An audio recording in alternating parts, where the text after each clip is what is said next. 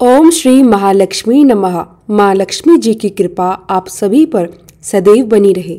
आज मार्गशीर्ष मास का चौथा और अंतिम गुरुवार है और आज आप सुनेंगे माँ लक्ष्मी जी की संपूर्ण कथा, साथ ही लक्ष्मी चालीसा पाठ और आरती भी। अब प्रिय श्रोताओं, आइए सब मिलकर माँ महालक्ष्मी जी का स्मरण करते हुए इस शुभ कथा का आरंभ करते हैं। महालक्ष्मी माता जी के अनेक रूप और अनेक नाम हैं। भूतल में वे छाया, शक्ति, तृष्णा, शांति, जाति, लज्जा, श्रद्धा, कांति, वृत्ति, स्मृति, दया, तुष्टि, माता अधिष्ठात्री और लक्ष्मी के रूप में प्रतिष्ठित हैं। हम सभी उन्हें हृदय से प्रणाम करते हैं।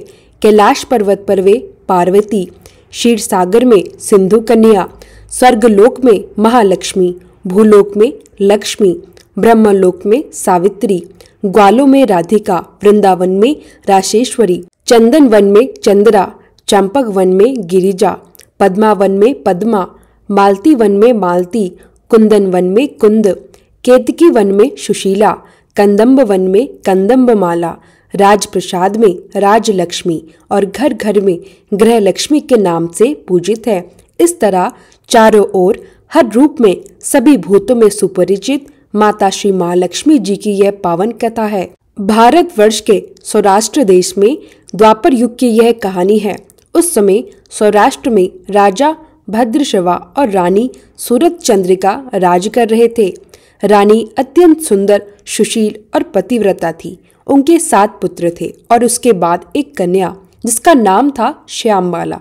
एक बार माँ महालक्ष्मी जी के मन में विचार आया, यदि मैं कुछ समय इस राजा के महाप्रसाद में रहूं तो राजा को 2 गुना धन संपत्ति मिलेगी। वह अपनी प्रजा की और अधिक सेवा कर सकेगा। लेकिन अगर मैं किसी गरीब के घर जाऊं तो वह धन संपत्ति पाकर केवल अपने ऊपर ही खर्च करेगा, प्रजा का कल्याण नहीं हो पाएगा। यही सोचकर माँ लक्ष्मी जी ने एक बूढ़ी ब्राह्मणी स्त्री का रूप धारण किया। हाथ में एक लाठी लेकर धीमी गति से रानी के द्वार तक पहुंच गई। यद्यपि वह बूढ़ी दिखाई दे रही थी, पर उनके दिव्य तेज को देखकर एक दासी तुरंत बाहर आई और उसके नाम, पता और कर्म पूछ लिया। वृद्धा के रूप में माता ने उत्तर दिया, बालिके, मेरा नाम कमला है। मेरे पति का नाम भुवनेश। हम द्वारिका में रहते हैं। तुम्हारी रानी पिछले जन्म में एक वैश्या की पत्नी थी। वह वैश्य बहुत गरीब था। गरीबी के कारण रोज झगड़े होते थे और उसका पति उसे बहुत मारता भी था। दुख से तंग आकर वह घर छोड़कर वन में चले गई। भूखी प्यासी भटकती रही। उसकी दुर्दशा देखकर मुझे दया आई। मैंने उसे महालक्ष्मी जी की कथा सुनाई और मेरे कहने पर उसने व्रत भी किया। माँ प्रसन्न हुई और उसकी गरीबी दूर हो गई। उसका घर संसार, सुख संपत्ति, धन से भर गया। बाद में पति पत्नी दोनों परलोक सिधार गए और लक्ष्मी व्रत के पुण्य से लक्ष्मी लोक में हजारों वर्ष तक सुख भोगा। इस जन्म में वह राजघराने में आई है, परंतु अब वह महालक्ष्मी जी का व्रत करना भूल चुकी है और मैं उसे यही याद कराने आई हूँ। दासी ने वृद्धा को प्रणाम किया और पूजा विधि जाननी चाहिए। तब माता ने उसे व्रत विधि और महिमा समझाई। दासी यह सब बताने भीतर गई और यहीं से कहानी आगे बढ़ती है। दासी जैसे ही अंदर पहुंची, उसने रानी सूरत चंद्रिका को वृद्धा ब्राह्मणी की सारी बातें बताईं। परंतु राज वैभव में रहते रहते रानी को अपने ऐश्वर्य का बड़ा घमंड हो गया था। संपत्ति और अधिकार से उसे उन्मत्त बना दिया था। दासी की बात सुनकर वह आग बबूला हो गई और गुस्से में भरकर स्वयं राज द्वार पर आ पहुंची। वहां खड़ी बूढ़ी ब्राह्मणी के रूप में स्वयं श्री महालक्ष्मी जी थी, पर रानी को यह पता नहीं था। उसने वृद्धा पर ही झिरकड़ियां बरसानी शुरू कर दी। उसे अपमानित किया, तिरस्कार से देखा और रूखे कठोर शब्दों में बात कही।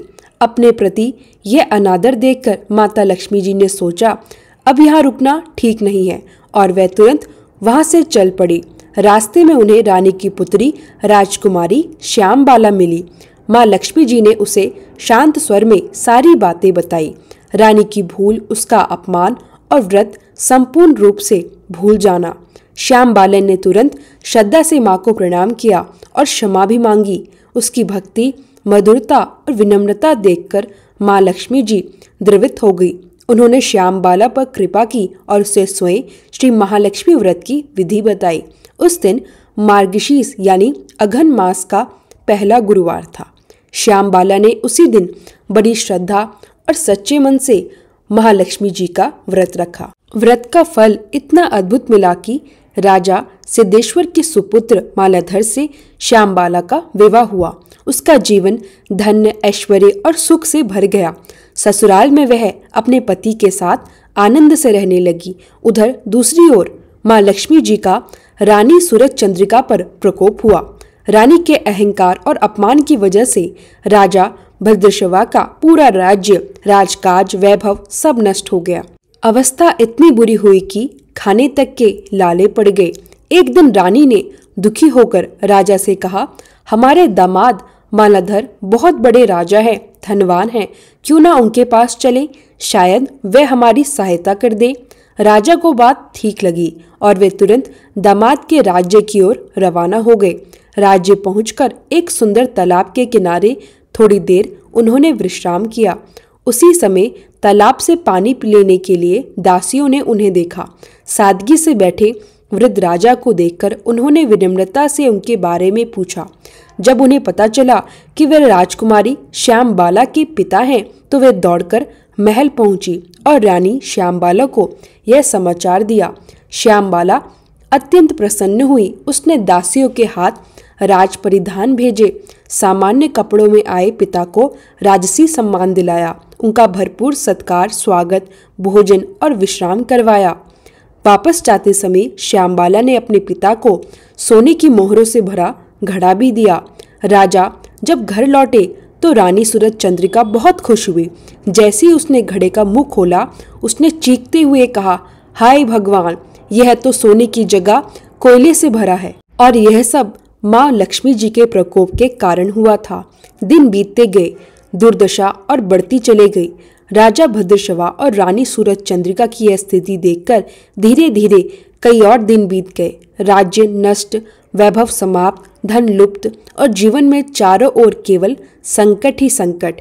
आखिरकार एक दिन रानी सूरज चंद्रिका ने सोचा कि जब पहले राजा स्वयं दामाद के पास गए थे, तो इस बार मैं स्वयं चली जाती हूँ। उस दिन अघन मास का अंतिम गुरुवार था। यह वही पावन दिन था जिस पर श्री महालक्ष्मी व्रत का अत्यधिक महत्व माना जाता है। रानी अपनी बेटी श्यामबाला के राज्य पहुंची। जब श्यामबाला को पता चला कि उसकी माता आई है, तो उसने अत्यंत आदर के साथ माँ महालक्ष्मी जी का व्रत किया, पूजा की और फिर अपनी माता से भी वही व्रत करवाया। रानी ने पूरा व्रत विधि पूर्वक किया और व्रत का फल यह मिला कि घर लौटने पर उसे फिर से अपना पुराना राजपाट, धन दौलत और ऐश्वर्य सब कुछ वापस मिल गया। माँ लक्ष्मी जी की कृपा पुनः बरस पड़ी। कुछ समय बीतने के बाद राजकुमारी श्यामबाला अपने पति के साथ अपने मायके आई। श्यामबाला को देखते ही रानी सूरज चंद्रिका को पुरानी बातें याद आ गई। वही घटना जब श्यामबाला ने अपने पिता को सोने की जगह कोयलों वाला घड़ा दिया था। इस पुराने भ्रम और दुख के कारण जब श्यामबाला मायके पहुंची, तो उसका अपेक्षित आदर सत्कार नहीं हुआ। राजमहल में उसका सम्मान करने के बजाय उसे अनदेखा कर दिया गया। परंतु श्यामबाला ने यह सब सहन किया, बुरा न माना, कुछ भी नहीं कहा, हृदय में कोई शिकायत नहीं रखी। जब वह वापस अपने ससुराल लौट रही थी, तो जाते जाते अपने पिता के घर से थोड़ा सा नमक ले लिया। ससुराल पहुंचने पर उसके पति ने मुस्कुराकर पूछा, मायके से क्या लाई हो? श्यामबाला ने उत्तर दिया, वहां का सार लाई हूँ। पति ने आश्चर्य से पूछा, सार? इसका क्या मतलब हुआ? श्यामबाला ने कहा, धीरज रखिए, अभी समझ में आ जाएगा। उसी दिन श्यामबाला ने पूरा भोजन बिना नमक के बनाया और परोस दिया। पति ने पहला कोर खाया तो पाया भोजन बिल्कुल बेस्वाद है, स्वाद का तो कोई पता ही नहीं। तब श्यामबाला ने हल्की मुस्कान के साथ थाली में थोड़ा सा नमक डाल दिया। जैसे ही पति ने दोबारा भोजन किया, भोजन स्वादिष्ट लगने लगा। श्यामबाला ने कहा, यही वह सार है। जैसे नमक के बिना भोजन का कोई अस्तित्व नहीं, वैसे ही जीवन की मूल बातें छोटी लगती हैं, पर वही जीवन का स्वाद बनाती हैं। पति को उसकी बात बहुत अच्छी लगी। वे दोनों मुस्कुराते हुए हंसी मजाक करते हुए भोजन करने लगे और कहा गया है कि जो व्यक्ति श्रद्धा और सच्चे मन से श्री महालक्ष्मी जी का पूजन करता है, व्रत रखता है, माँ का स्मरण करता है, उसे धन, सुख, संपत्ति, शांति सब मिलती है। माँ सभी मनोकामनाएं पूरी करती हैं, परंतु यह सब मिलने के बाद कभी भी माँ लक्ष्मी जी की पूजा को नहीं भूलना चाहिए। हर गुरुवार व्रत पाठ अवश्य करना चाहिए। इस तरह श्री महालक्ष्मी जी की महिमा भक्तों की सभी इच्छाएं पूर्ण करती है। गुरुवार लक्ष्मी व्रत कथा समाप्त। तो प्रेम से बोलिए लक्ष्मी माता की जय। लक्ष्मी चालीसा। मातु लक्ष्मी करी कृपा, करो हृदय में वास, मनोकामना सिद्ध कर पुरोहु मेरी आस। सिद्धु सुता विष्णु प्रिय, नतशर बारंबर, रिद्धि सिद्धि मंगल प्रदे, नतशर बारंबर। यही मोर अरदास, हाथ जोड़ विनती करूं, सब विधि करो सुवास। जय जनननी जगदम्बिका, सिंधु सुता में सुमरी तो ही, ज्ञान बुद्धि विद्या दो मोही। तुम समान नहीं कोई उपकारी, सब विधि परबुहु आस हमारी। जय जय जगत जननी जगदम्बा, सबके तुम ही हो स्वलंबा। तुम ही हो घट घट के वासी, विनती यही हमारी खासी। जग जननी जय सिंधु कुमारी, दीनन की तुम हो हितकारी।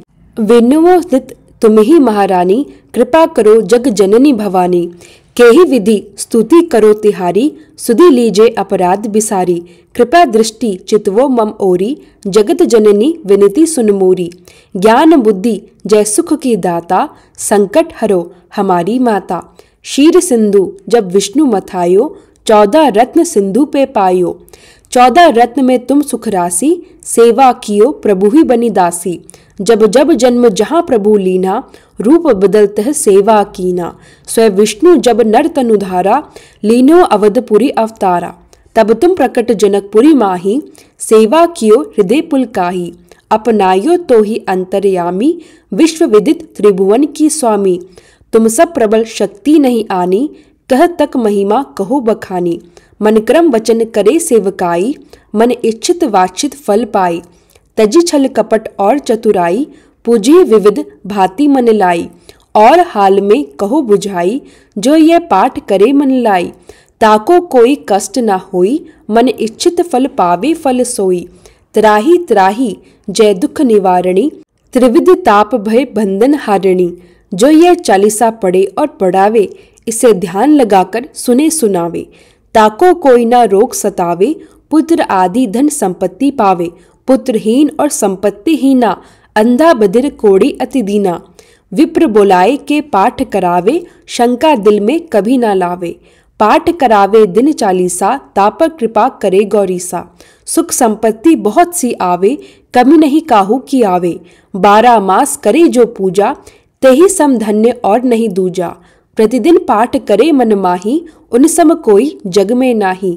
बहु विधि क्या में करो बढ़ाई, ले परीक्षा ध्यान लगाई।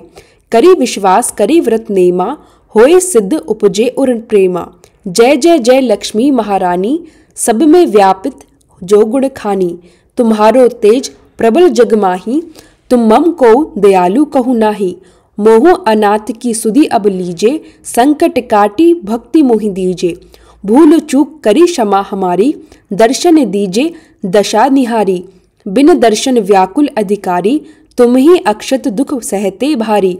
नहीं मोहि ज्ञान बुद्धि है तन में, सब जानते हो अपने मन में।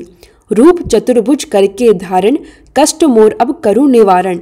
कई प्रकार में करूं बढ़ाई, ज्ञान बुद्धि मोहि नहीं अधिकाई।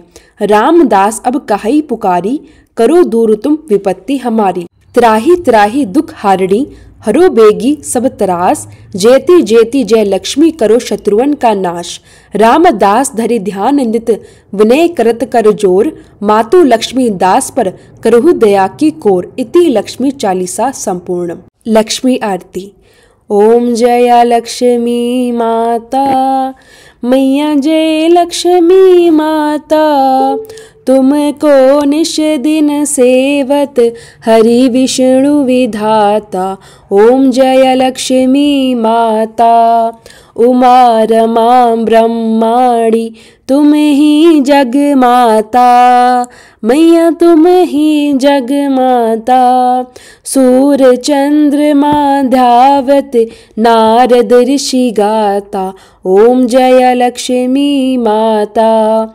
दुर्गा रूप निरंजनी, सुख संपत्ति दाता। मैया सुख संपत्ति दाता। जो कोई तुमको ध्याता, रिद्धि सिद्धि धन पाता। ओम जय लक्ष्मी माता। तुम पाताल निवासिनी, तुम ही शुभ दाता। मैया तुम ही शुभ दाता। कर्म प्रभाव प्रकाशिनी, भवनिधि की त्राता। ओम जय लक्ष्मी माता। जिस घर में तुम रहती, सब सद्गुण आता। मैया सब सद्गुण आता। सब संभव हो जाता, मन नहीं घबराता। ओम जय लक्ष्मी माता। तुम बिन यज्ञ न होते, वस्त्र न कोई पाता। मैया वस्त्र न कोई पाता। खान पान का वैभव, सब तुमसे आता। ओम जय लक्ष्मी माता। शुभ गुण मंदिर सुंदर, शीरों दधि जाता। मैया शीरों दधि जाता। रत्न चतुर्दश तुम बिन कोई नहीं पाता। ओम जय लक्ष्मी माता। महालक्ष्मी जी की आरती जो कोई जन गाता। मैया जो कोई जन गाता, उर आनंद समाता, पाप उतर जाता। ओम जय लक्ष्मी माता। ओम जय लक्ष्मी माता। मैया जय लक्ष्मी माता। तुमको निश दिन सेवत, हरि विष्णु विधाता। ओम जय लक्ष्मी माता। माँ लक्ष्मी नमस्तुभ्यं नमस्तुभ्यं सर्वेश्वरी। हरिप्रिय नमस्तुभ्यं नमस्तुभ्यं दयानिधे। पद्मालये नमस्तुभ्यं नमस्तुभ्यं च सर्वदे। सर्वभूत हितार्थये, वसु सृष्टि सदा करु। प्रेम से बोलिए लक्ष्मी माता की जय।